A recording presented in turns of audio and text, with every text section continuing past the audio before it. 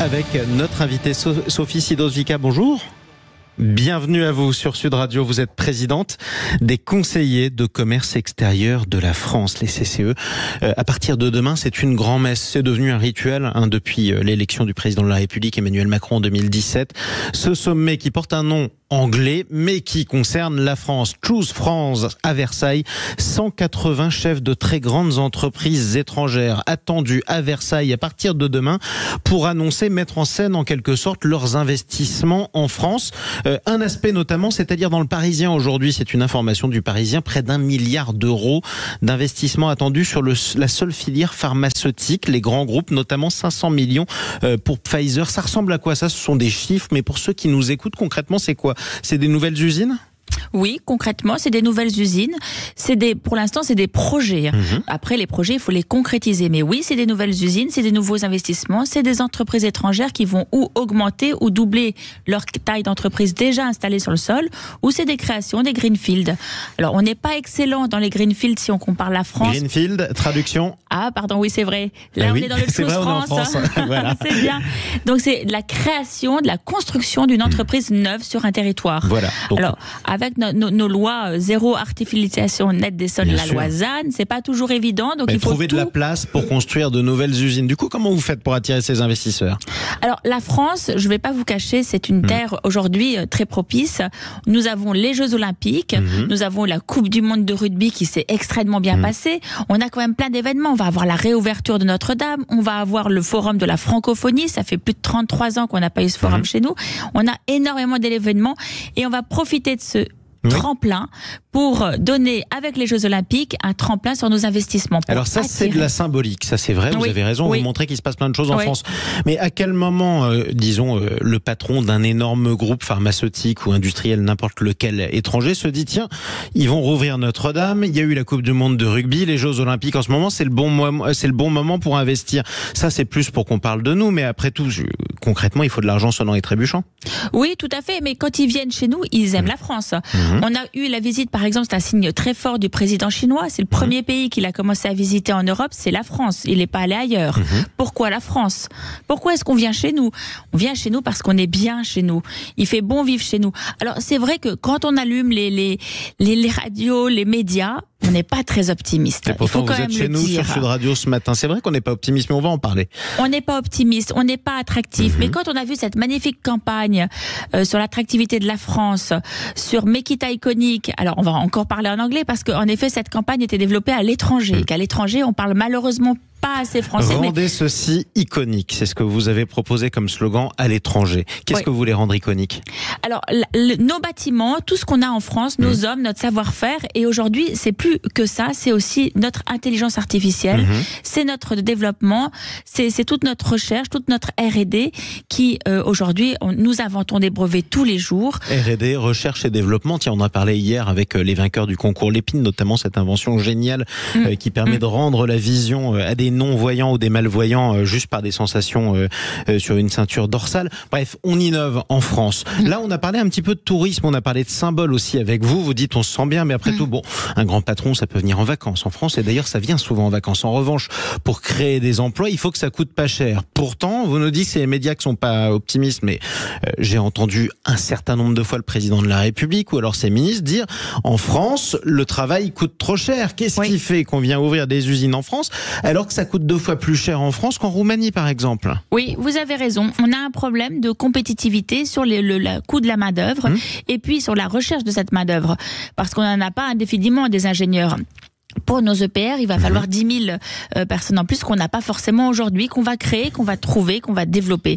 Donc on a beaucoup de projets en vue à faire en France, donc ça c'est un espoir, mais en effet, il va falloir s'améliorer sur la compétitivité. Et ça veut dire quoi, s'améliorer sur la compétitivité? Parce qu'après tout, c'est un peu la quadrature du cercle. On a parlé de baisse du pouvoir d'achat, s'améliorer sur la compétitivité, ça veut dire moins payer les gens concrètement? Non, ça veut dire avoir une Europe plus forte, avoir des frontières à l'Europe, avoir une taxe aux frontières, de façon à ce que nos produits soient compétitifs par rapport aux produits qui arriveront en France. Et ça, on y travaille avec les élections européennes. On a complètement changé, du reste, le débat sur les élections européennes. Aujourd'hui, l'Europe, c'est une Europe forte qu'on veut. C'est valoriser nos produits. Et sans cela, on n'y arrivera pas.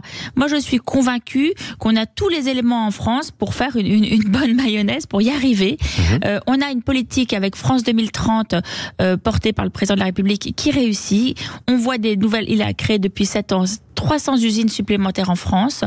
On se rend compte que ce n'est pas uniquement à Paris, et même c'est même pas du tout à Paris, c'est dans toutes les régions de France. Moi personnellement, vous savez que je suis d'Auvergne-Rhône-Alpes, et je dois quand même dire que dans mon territoire, on est très très fiers que ces projets aient été des réalisations. C'est là où on a créé le plus finalement d'industries, puisqu'on a créé 73 industries l'année dernière sur le territoire d'Auvergne-Rhône-Alpes. Donc c'est la réindustrialisation en marche, pardonnez-moi. Oui. Vous parliez des européennes à l'instant. Ça, c'est un argument de campagne. Vous n'êtes pas une représentante de la majorité, je le reprécise d'ailleurs.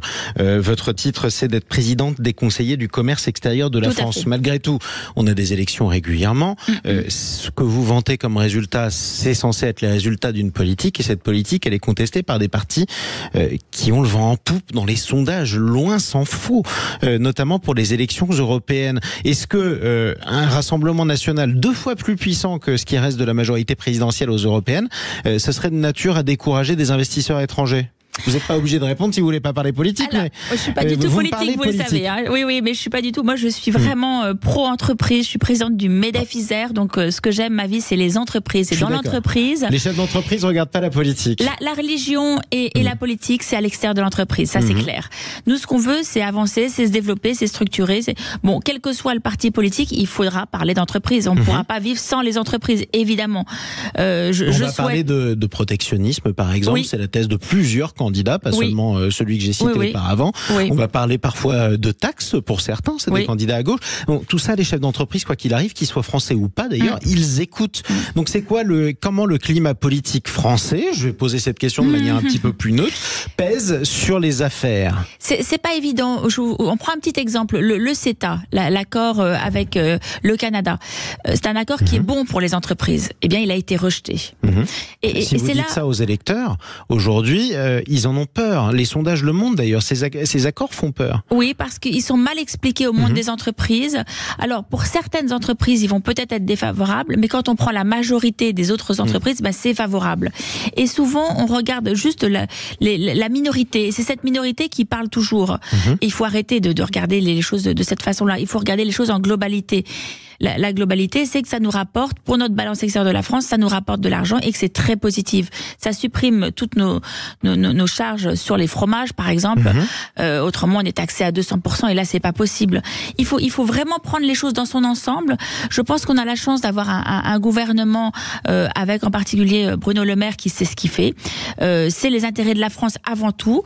Notre président passe son temps à faire des voyages à l'étranger pour trouver des investisseurs étrangers pour développer, les investir, qu'ils puissent venir investir en France. Il discute énormément avec les patrons. C'est ce qui se passera d'ailleurs à partir de demain. Quels sont les secteurs industriels? J'ai parlé du secteur pharmaceutique puisque manifestement c'est un des gros axes de ce sommet, ce 7e sommet de Choose France. Quels sont les autres secteurs qui voudront investir, qui devraient investir lourdement en France? Alors, tous les secteurs peuvent investir en France. Là-dessus, il n'y a pas de. Mais ceux qui sont pressentis, c'est ça que je veux dire. On a 5 gros secteurs qui ont été mis en avant. Il y a d'abord l'intelligence artificielle, l'informatique quantique. Vous savez que là, il va y avoir des signatures très importantes dans ces domaines-là. L'espace aérien, bien sûr, Ariane 6, le président l'a rappelé, c'est une priorité dans son programme. La biothermie et puis toutes les nouvelles énergies, les batteries, ça on en parle toute la journée. Notamment les gigafactories qui devraient être construites dans le Nord en particulier. Certaines grandes boîtes qui fonctionnent extrêmement bien du côté de Grenoble, c'est important aussi de le rappeler. Voilà, le Vercor notamment, Vercor on les a reçus.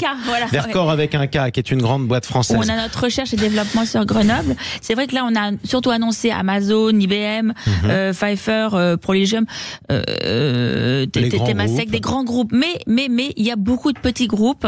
Moi personnellement, je représente l'entreprise familiale, celle dont on a confiance. Quand j'investis, dans un pays, j'investis pas pour 3 ans. J'investis un minimum de 100 ans. Quand j'achète une carrière, c'est 100 ans au minimum. Et donc, quand les patrons viennent discuter avec moi, ils ont confiance parce qu'ils savent que c'est pas pour 3 jours. Et ils savent que ce que je vais leur proposer, ça sera du long terme.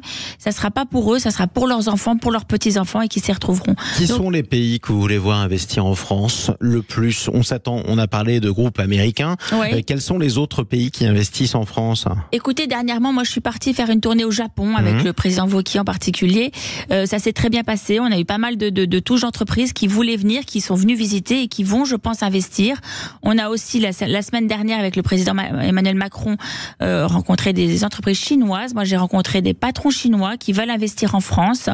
On a des entreprises américaines qui veulent investir en France.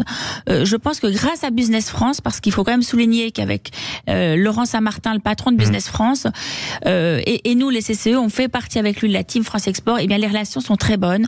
On fait ce qui s'appelle le chassé en meute, on travaille ensemble et ça se passe bien.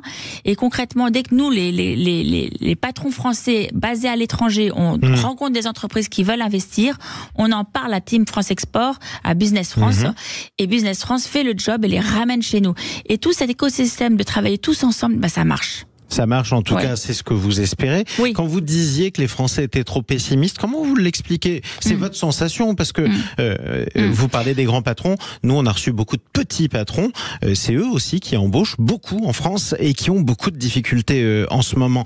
Donc, comment vous expliquez ce paradoxe? Oui, alors c'est vrai, mais simplement quand on regarde les chiffres, c'est quand même les grandes entreprises qui exportent le plus.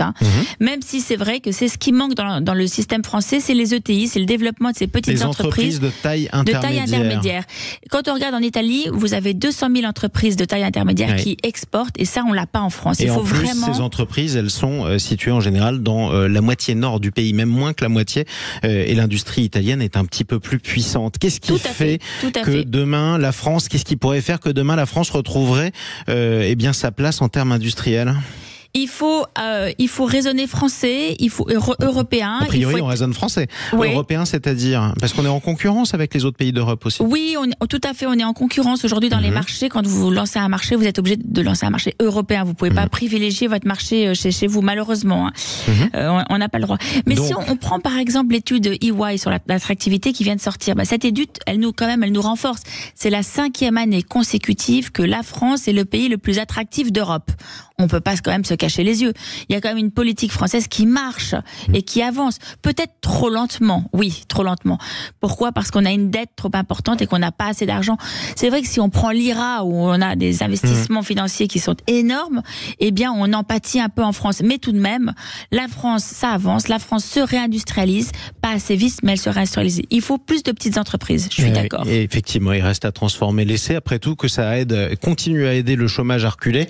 On en reparlera toute la semaine, en tout cas sur Sud Radio. Merci d'être intervenue ce matin, Sophie Sidos-Vika. Merci beaucoup pour les conseillers du commerce extérieur de la France. Elle que vous êtes la présidente précisément des conseillers du commerce extérieur de la France et nos VRP en fait.